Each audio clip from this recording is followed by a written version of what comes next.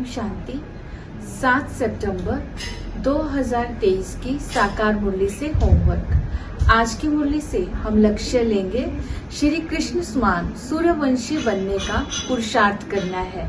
सूर्यवंशी बनने के लिए आज 2 बातों पर अटेंशन देंगे, निरंतर याद और मास्टर नॉलेजफुल बनकर के रूहानी सेवा।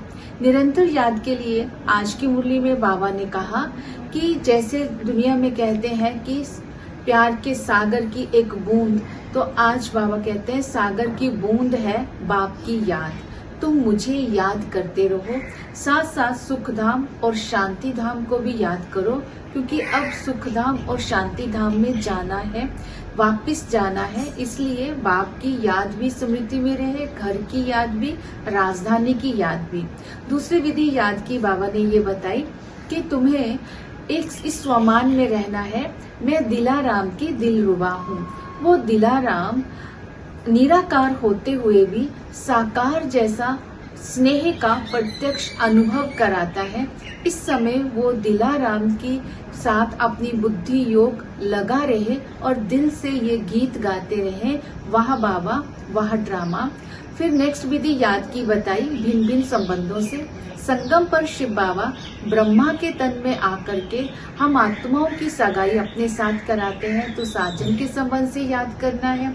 सतगुरु के संबंध से 1 सेकंड में हमें जीवन मुक्ति देते हैं, इसलिए गायन है ज्ञान अंजन सतगुरु दिया, अज्ञान अंधेर विनाश, हमें पतित से पावन भी बनाते हैं। और टीचर बनकर के हमें राजाओं का राजा बनाते हैं, इस सृष्टि चक्कर के ड्रामा के आदि मध्य अंत का राज बताते हैं। और पिता के संबंध से बाबा हमें सूर्यवंशी राजाई के लायक बनाते हैं। इसी तरह रूहानी सेवा आज की मुरली से बाबा ने बताई है। तुम मास्टर नॉलेजफुल हो, मास्टर त्रिकालदर्शी हो, तो बाबा ने कहा तुम्हें ये ज्ञान दूसरों को समझाना है कि 84 लाख जन्म नहीं होते हैं, 84 जन्म होते हैं और श्री कृष्ण ही नारायण बनते हैं। और उन्होंने ये प्रारब्ध कैसे प्राप्त करी, और बाबा ही आकर के सत्यनारायण की कथा सुनाते हैं।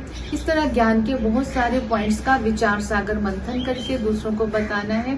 साथ में ये भी बताना है श्री कृष्ण और परमात्मा के बीच में अंतर क्या है, इसको स्पष्ट करके अज्ञानता के उनको अज्ञान अंधेरे से निकालने का ज्ञान देना है। ये रूहानी सेवा करनी है।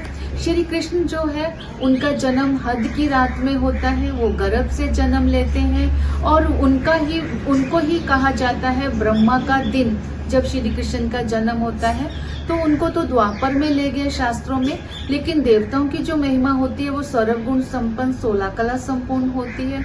इसी तरह देवता और असुरों की लड़ाई नहीं हो सकती, ये भी स्पष्ट करना है।